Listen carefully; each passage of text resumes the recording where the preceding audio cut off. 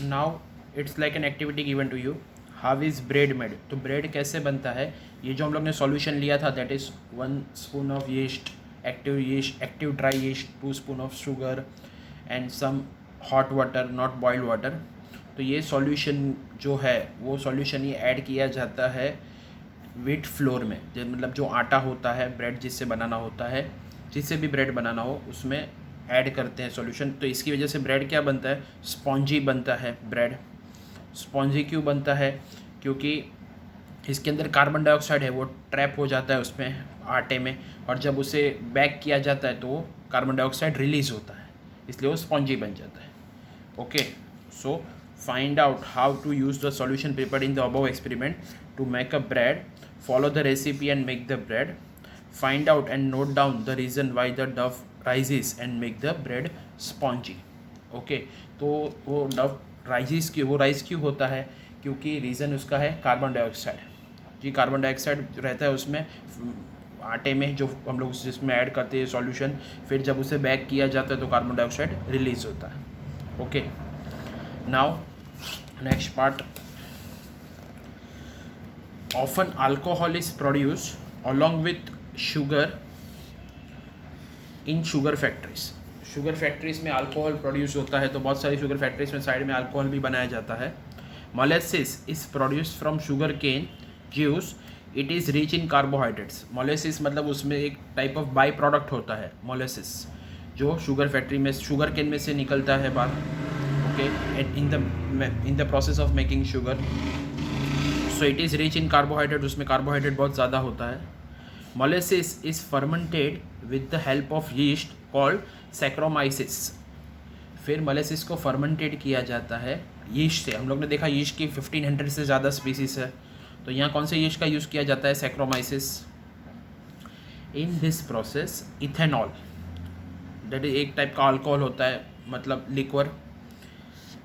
Ethanol alcohol is produced as a primary product and ester and other alcohol as secondary product. तो ये procedure में जब हम molasses को फर्मेंटेट करते हैं with the help of yeast saccharomyces, the primary product obtained is ethanol. Okay, इसका fuel की तरह भी यूज़ होता है as a primary product and ester and other alcohol is as secondary product. Spirit and other alcohols can be obtained from ethanol. Spirit भी बनता है और अदर अल्कोहल्स भी बनता है. स्पिरिट हमें पता है, स्पिरिट किससे कहते हैं, जब हम लोग क्लिनिक्स में जाते हैं या हॉस्पिटल में जाते हैं तो वाउंड जो हमें जख्म लगा रहता है वाउंड को साफ़ करने इनिशियली वो लोग क्लीन करते हैं बाई कॉटन को स्पिरिट में इमर्स करके, डुबो के. Okay, ethanol is also a smokeless and high quality fuel. Ethanol एक हाई क्वालिटी फ्यूल भी है, स्मोकलेस, वो ज़्यादा धुआं उससे नहीं निकलता. Beside molasses, maize, barley and other grains are also used for industrial production of ethanol. तो ये बाकी के जो फूड ग्रेन्स है उसका भी यूज़ किया जाता है इथेनॉल को प्रोड्यूस करने के लिए. Glucose and fructose, the sugar present in grape juice are also fermented with the help of yeast to produce alcohol which is use for making wines. तो ग्रेप ज्यूस के अंदर ग्लूकोज और fructose होता है, उसे भी फर्मेंटेड किया जाता है विथ यीस्ट.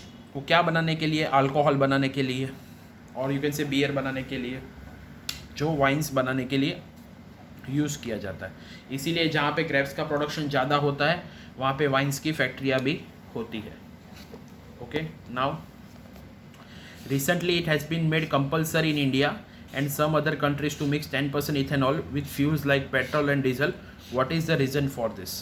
सो इंडिया और बहुत सारी कंट्रीज़ में पेट्रोल और डीजल के साथ 10% इथेनॉल करना कंपलसरी कर दिया है.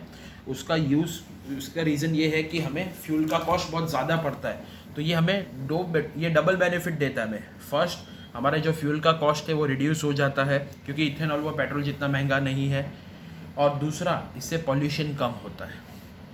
बट उसके थोड़े साइड इफ़ेक्ट होते हैं. थोड़े साइड इफ़ेक्ट ये होते हैं कि इसकी वजह से आपको जो भी आप व्हीकल यूज़ करते हो उसका आपको सर्विसिंग प्रॉपरली कराना पड़ता है, क्योंकि उसमें कार्बन के कंपाउंड होते हैं कुछ, वो जो व्हीकल्स में एक्यूमुलेट हो जाते हैं, तो आपको उसको खाली सर्विसिंग कराना पड़ता है टाइम टू टाइम. अदरवाइज़ वो बेनिफिट दोनों वे से बेनिफिट है, कॉस्टली भी कम पड़ता है और एनवायरमेंटल वे की वजह से भी, एनवायरमेंटल के इशू के हिसाब से भी देखो तो वो काफ़ी बेनिफिशियरी है। Why are wineries located near Nashik in Maharashtra. अब ये वाइन की फैक्ट्रीज है जो नासिक महाराष्ट्र में वहाँ लोकेट क्यों है, क्योंकि वहाँ ग्रेप्स का प्रोडक्शन ज़्यादा है, तो जहाँ ग्रेप्स का प्रोडक्शन ज़्यादा होगा वहाँ वाइन की फैक्ट्रियाज होगी ही। Chapatis made from wheat only swell up, but bread becomes spongy, soft and easy to digest. Why is it so? मतलब जब हम लोग दोनों बैक करते हैं चपाती और ब्रेड, तो चपाती सिर्फ स्वेल होती है, मतलब थोड़ी फूलती है, फिर नॉर्मल शेप में आ जाती है, बट ब्रेड ज़्यादा स्पॉन्जी हो जाता है, सॉफ्ट होता है और ईजी टू डाइजेस्ट होता है। ऐसा क्यों?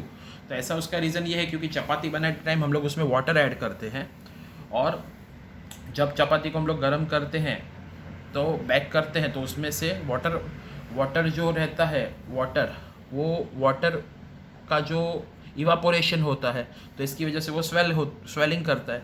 बट ब्रेड जो है, ब्रेड के जो आटे में हम लोग जो सॉल्यूशन ऐड करते हैं, इसकी वजह से उसमें कार्बन डाइऑक्साइड होता है, तो जब हम लोग उसे बैक करते हैं तो ड्यू टू कार्बन डाइऑक्साइड जब रिलीज़ होता है तब वो सॉफ्ट और स्पॉन्जी बन जाता है, और इसीलिए वो ईजी टू डाइजेस्ट होता है। ओके, नाउ नेक्स्ट पार्ट है बायो रेमिडेशन, जो हम लोग नेक्स्ट वीडियो में देखेंगे।